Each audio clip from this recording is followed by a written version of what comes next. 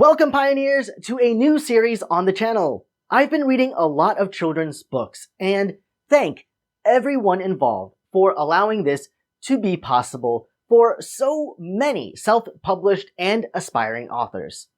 Now, I am proud to announce a new book review series where I will be giving my thoughts and applications for children's books to help with your journey through reading. If you have any book suggestions for future book reviews, please leave them below in the comment section and I'll give you a shout out when that review gets published. Also, it would really help support the channel if you like or dislike my reviews and share them with your friends to get their thoughts too. Finally, I hope you subscribe to stay updated with all reading-related videos being published every week. With that out of the way, let's get into the review of A Story to Help with Worry Thoughts by Corbett Schwalm.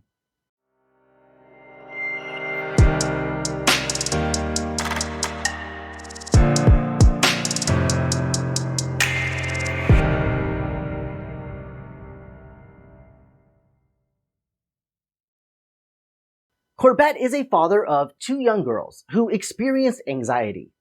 With his creative writing and parenting skills, he wrote this book to help them and many more children deal with worry and anxious thoughts that may dance around in their minds. The illustrations and rhyming make it enjoyable for readers to understand the truth that those worrying thoughts are just thoughts and nothing more. This book is specially designed for young children to read this book at different stages in their life. There is a storybook version, a comic strip version, and a poem that not only fit different readers' styles of reading, but also can be used for a child as they grow and prefer different ways to read the same meaningful story. You can find this book at worrythoughts.com and purchase a copy of it either as a paperback or a Kindle ebook on Amazon. Then, after you read it, come back and see if you agree with my review.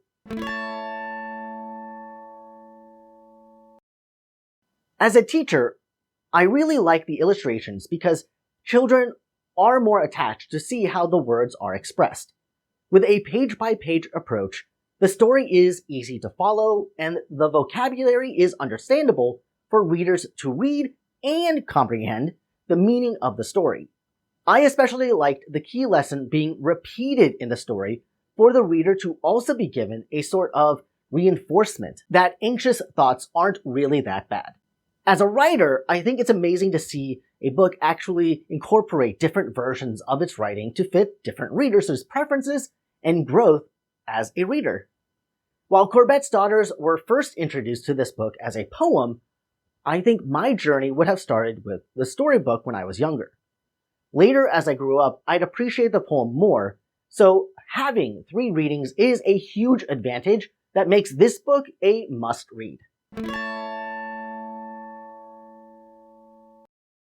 My only complaint with the book is more about the presentation of the comic strip than the actual story. The story is 16 pages and fits as a storybook and poem. However, the comic strip is only 2 pages. Reading it feels a bit underwhelming as you turn the page and then realize the story is finished.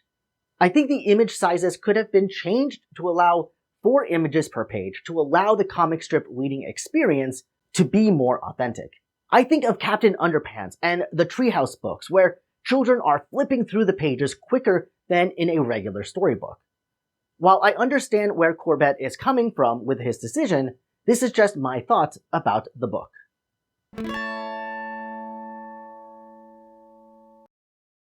In this section, I'm going to break down my recommendation of this book for different viewers because I think it's important to see how this book can be used for children, parents, and teachers.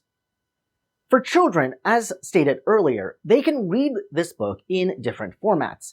They are able to appreciate the author's intentions and enjoy the book with the freedom of choice. Add on that the variations can also help children develop creativity and imagination. I think young children can really gain a lot of value and understanding from this book. Worry Thoughts reading age is suggested on Amazon as 2 to 12, and I agree with this suggestion. I think it would fit preschool students the best as they have the book read to them. Then, as they enter grade school and become more independent readers, they can read the story again by themselves and develop their reading abilities as they grow up. If I was a parent, I think I would follow in Corbet's shoes and read the story to a child as a bedtime story. It was created to help with anxiety and worrisome thoughts. So when they arise, children can be reminded of the book and be comforted with the illustrations and story. The poem can be useful to help remind young readers the lessons they learned. The rhyming is easy to memorize and can be repeated by the parent or child when times get rough. While the Kindle version does provide a better experience with the comic strip reading, I'm more of a traditionalist and prefer having the paperback available to pick up and choose from a bookshelf by a parent or child as a bedtime story. Parents, you can also use these activities which are more focused for teachers.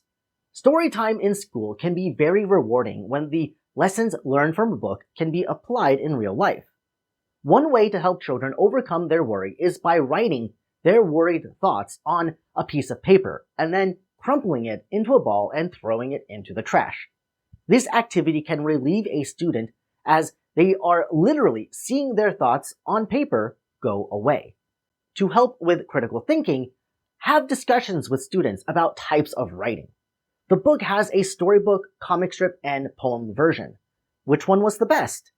What other books do you think could benefit from having different versions?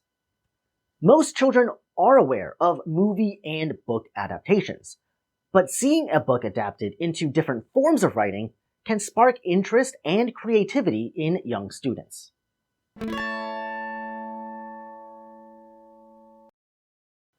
Overall, I'm excited about this book and the lesson it teaches to help children overcome their anxiety and worries. I've read quite a few books that focus on coping with anxiety, anger, and other emotions that can be difficult for children to overcome. But Worry Thoughts goes in a different direction by focusing on the mind, which I think makes it a special book to read.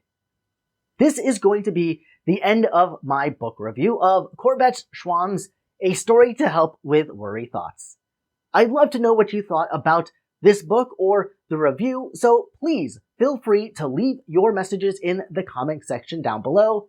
Also, remember to check out worrythoughts.com to support Corbett, and while you're still here, read along to the book with me by clicking the card on the left, or read along to other books focused on teaching children life lessons and values by other inspiring authors. Thanks for joining me today, and until next time, I hope you all have an amazing day. Bye-bye!